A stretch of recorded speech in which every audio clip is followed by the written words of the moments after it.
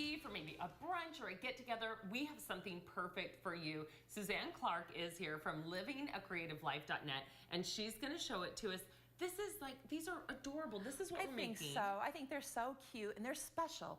Okay, where do we start? We are going to start off in the food processor, and I've already put some almonds in here. And these are unsalted almonds, and I pulsed it until it was nice and ground up. Okay, so you have that in there. Yes, and now we're going to add our dry ingredients, and that's 2 cups of flour. And Destry, if you can just go ahead and put that in there. And everything goes in at the same time pretty much, and sugar. Now this is not a super sweet. Lot. No, it's really not a sweet recipe at all. It looks very decadent, but it's it's a very modest amount of sugar. Really, the sweetness comes from the berries. Okay, so you added salt. And that's salt. And then we would actually pulse that a few times just to mix that up. But then what we're going to do is, after that's pulsed, we'll just pretend that it's already been pulsed. Okay. We are going to take our almond extract. And I love almond extract. It's so fragrant.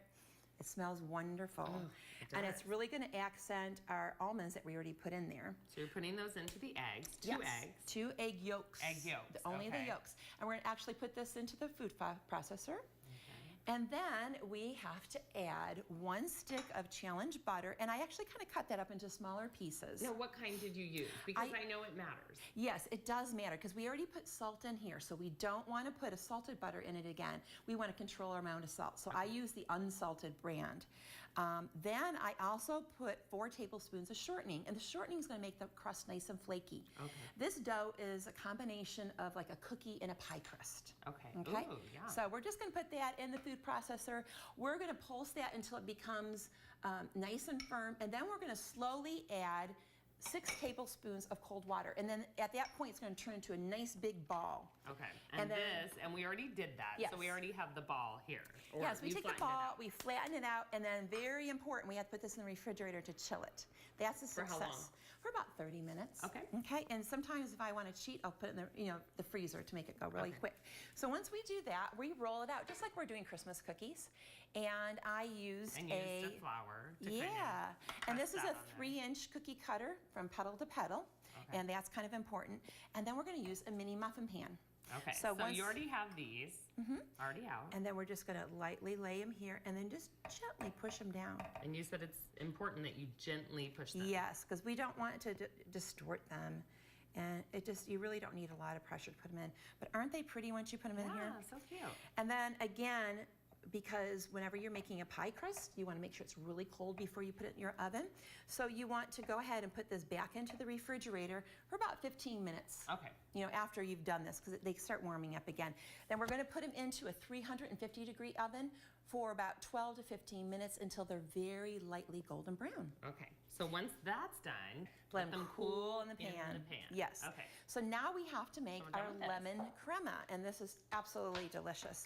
So I'm going to just take a bowl, and in my bowl, I'm going to add some challenge cream cheese. And I love this cream cheese because it's super creamy. There. Yes, it's very good. And did you add the whole box? I added 5 ounces. Okay. So we have our cream cheese in here. We're going to add our heavy whipping cream. And it does need to be heavy whipping cream, not half and half, because it's almost going to be like a whipped cream. And then a little more sugar. And then this is what really pops this, is we're going to use lemon zest. And this is a real healthy amount. You're really going to taste the lemon in here. So how much did you use of the lemon? A tablespoon and a half. Okay. And right now we have all the fresh citrus and stuff, so that's nice. And then 2 tablespoons of the lemon juice. And then I'm just going to... So that gives it that tang. Yeah, and it really makes it taste fresh, and it's kind of a little different. Okay. And then we're going to use our hand mixer and make that really nice and creamy. Yeah. For like 3-4 minutes. And that's what you're going to wind up with. And this is what we wind up with. It's absolutely delicious. This is like hard to stop eating, just so you know. Okay, so we have a look at that. And then what's our next step? So now we're just going to make our berry topping, and this could not be easier. I have diced strawberries here.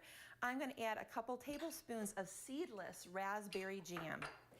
And what this is going to do is it's going to kind of add a little sweetness, but kind of glaze the strawberries. And then for an option, I have fresh basil. And that's a big trend right now with all the desserts, is adding the fresh herbs. And this just really perks it up. And it looks beautiful too. If you don't want to add the basil, then just don't do it. It's fine. But once we get all that done, we have our little tartlets. We're gonna go ahead and add our cream to the middle. We're So just you add going that to on the bottom, the cream on the bottom, and then you put the strawberry on top. and just the strawberry on top, just like that. Now, if you're going to make this for a big party, I do recommend making your pie crust, your little tartlet crust, and then making the filling in the strawberries and adding them right before you're ready to serve them. Last minute, do that, and that is the final recipe. And these are strawberry tartlets, perfect for any brunch or any occasion. For more information to get the recipe, go to livingacreativelife.net.